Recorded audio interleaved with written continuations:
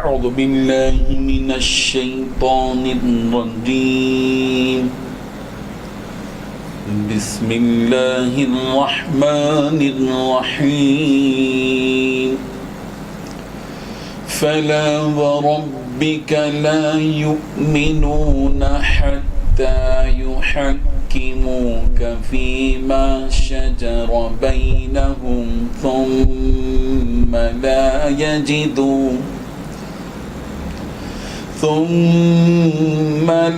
يجدوا في أنفسهم حرجا مما قضيت ويسلموا تسليما صدق اللہ العظیم۔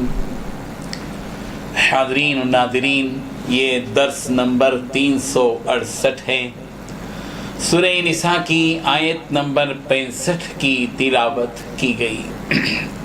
لفظی معنی دیکھیے، فلا وربک، آپ کے رب کی قسم، لا یؤمنون، وہ مومن نہیں ہو سکتے، حتیٰ یہاں تک کہ یحکموک، وہ آپ کو حاکم مانے، فیما، اس چیز میں کہ شجرہ، اختلاف ہو جائے، بینہم، ان کے درمیان، ثم، پھر، لا یجدو، وہ نہ پائیں، فی انفسہم، اپنے دلوں میں، حرجن، کوئی تنگی، مما، اس سے جو قضیتا، آپ فیصلہ کر دیں، وہ یسلموا، اور وہ تسلیم کر لیں، تسلیما، دل و جان سے تسلیم کرنا۔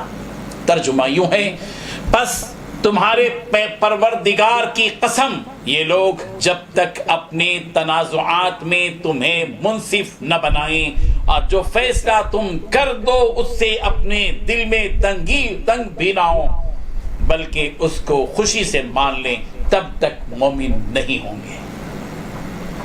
بزرگان محترم، اللہ تبارک و تعالیٰ نے اس آیت میں 3 باتیں بتلائی ہیں۔ پہلی بات، تمہارے رب کی قسم، یہ لوگ اس وقت تک مومن نہیں ہو سکتے جب تک یہ اپنے باہمی جھگڑوں میں تمہیں جج نہ بنائیں، حکم نہ بنائیں۔ دوسری بات یہ بتائی، پھر تم جو کچھ فیصلہ کرو اس کے بارے میں اپنے دلوں میں کوئی تنگی بھی محسوس نہ کریں۔ اور تیسری بات یہ بتائی، اور اس حکم کے آگے مکمل طور پر سر تسلیم خم کر دیں۔ یہ آیت خاص واقعے کے پس منظر میں نازل ہوئی ہے۔ صحیح بخاری کے مطابق حضرت عروہ بن زبیر رضی اللہ عنہ سے روایت ہے کہ حضرت زبیر ابن عوام کا ایک انصاری سے کھیت کی سیرابی کے سلسلے میں کچھ انبن ہو گئی، جھگڑا ہو گیا۔ دونوں یعنی حضرت زبیر ابن عوام اور وہ انصاری دونوں نبی کریم حضرت محمد رسول اللہ صلی اللہ علیہ وسلم کی خدمت میں تشریف لائے۔ اللہ کے رسول صلی اللہ علیہ وسلم کے سامنے اپنا معاملہ اور مقدمہ پیش کیا۔ پیارے پیغمبر صلی اللہ علیہ وسلم نے مقدمے کو سننے کے بعد ارشاد فرمایا کہ زبیر، تم پہلے اپنی کھیتی کو سیراب کر لو، پھر اپنے پڑوسی کی طرف پانی چھوڑ دو۔ اس انصاری نے کہا، یا رسول اللہ، یہ آپ کی پھوپھی کا بیٹا ہے، اس لیے آپ نے اس کے حق میں فیصلہ سنا دیا اور اس کو ترجیح دی، حالانکہ اس میں ترجیح کی کوئی بات ہی نہیں تھی۔ حضور اکرم صلی اللہ علیہ وسلم نے کوئی ترجیح نہیں تھی، حضرت زبیر ابن عوام کو ترجیح نہیں دی تھی، حق کے ساتھ فیصلہ کیا تھا۔ انصاری نے جب یہ بات کہی تو اللہ کے رسول صلی اللہ علیہ وسلم کا چہرے مبارک متغیر ہو گیا اور فرمایا کہ اے زبیر، تم اپنی زمین کو سیراب کرو اور پانی کو یہاں تک روک لو کہ تمہاری کیاریوں کے اوپر تک آ جائے، پھر اپنے پڑوسی کی طرف پانی چھوڑ دو۔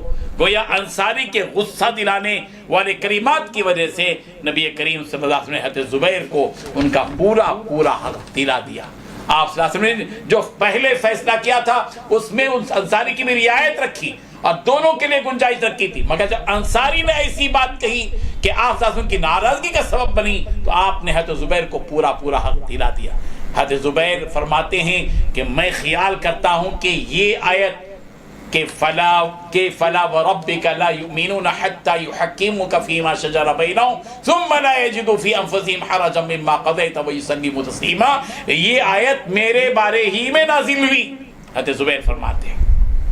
تو بہرحال رسول رحمت صلی اللہ علیہ وسلم نے ایک فیصلہ دیا.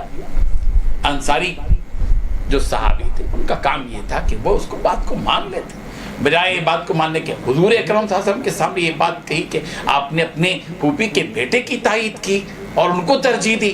ظاہر بات ہے کہ حضور صلی اللہ علیہ وسلم نے ایسی کوئی ترجیح نہیں دی تھی، بلکہ یہ کہا تھا کہ تم اپنا چونکہ پہلے تمہاری کھیتی لگتی ہے، پہلے اپنے کھیت کو سیراب کر لو، اس کے بعد اپنے ان انصاری کی کھیت میں اپنا پانی چھوڑ دو. کہا اس میں کوئی ایسی بات نہیں تھی جس میں جانبداری کی بات ہو، نا انصافی یا ظلم کی بات ہو. اس کے باوجود انصاری نے جب یہ بات کہی تو حضور اکرم صلی اللہ علیہ وسلم کے لیے بات بڑی گراں گزری. اور جب سرکار کو یہ بات گراں گزری کہ اس کے اللہ کے رسول کے فیصلے کو تسلیم نہیں کیا، سرکار حکم تھے وہاں پر، حکم کی بات کو حضور صلی اللہ علیہ وسلم کو حکم تسلیم نہیں کیا، جج تسلیم نہیں کیا اور دل میں تنگی پیدا کر لی، تو قرآن مجید کی یہ آیت نازل ہوئی کہ فلا وربک لا یؤمنون، تمہارے پروردگار کی قسم لا یؤمنون، وہ لوگ اس وقت تک مومن نہیں ہو سکتے حتی یحکموا، جب تک کہ وہ آپ کو اپنے تمام نزاعی معاملات میں حکم جج نہ بناتے. سرکار دو عالم صلی اللہ علیہ وسلم کو جج نہیں بناؤ گے، حکم نہیں بناؤ گے تو پھر تو تمہارے ایمان میں خطرہ ہو سکتا ہے. اسی لیے اور یہ بات بھی یاد رکھو کہ جب نبی تمہارے کسی معاملے میں فیصلہ کر دیں تو تم سر تسلیم خم کر دیں، اپنے سر کو جھکا دیں اطاعت کے لیے، اور تمہارا دل بھی اس فیصلے سے راضی اور خوش ہو. اور اگر بجائے تمہارے دل کی رضامندی اور خوشی کے اگر تم نے دل کے اندر تنگی پیدا کر لی تو یاد رکھو تو پھر تمہارے ایمان کا خطرہ ہے. اسی لیے ایمان کو چھوڑ دیا سارے معاملات میں، معاشرت میں، معاملات میں جو معاملات مقدم میں ہوں، سب سے پہلے ہمارے لیے مقدم اللہ اور اللہ کے رسول کا فیصلہ ہے، اس کو تسلیم کرنا پڑے گا. اور فیصلے کے بارے میں دل میں کسی بھی قسم کی تنگی نہ آئے، وہ یسلموا تسلیما، سرے خم تسلیم کر دینا چاہیے، سر جھکا دینا چاہیے. ہم نے مان لیا، بس مان لیا. یہ ہے ایمان کا تقاضا.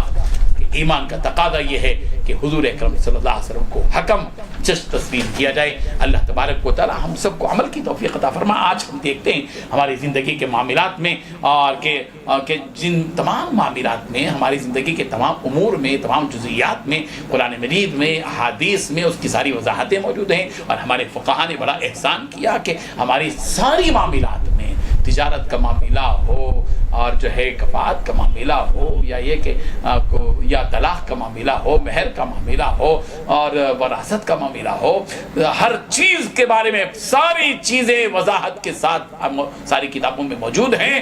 ایسی صورت میں عوام کی ذمہ داری یہ ہے کہ وہ ان شریعت کو، جو تیار شریعت ہے، اس کو تسلیم کریں، مانیں. دارالقضاء ہے، دارالفتاء ہے، ہم کو چاہیے کہ ہم اسلامی قضاء کو تسلیم کریں، بجائے یہ کہ ہم اس اسلامی قضاء کو چھوڑ کر، دارالقضاء کو چھوڑ کر وہ ان قوانین کو تسلیم کریں جہاں اسلام کے احکامات کی پوری رعایت نہیں رکھی جاتی. ہم سپریم کورٹ چلے جائیں، ہائی کورٹ چلے جائیں.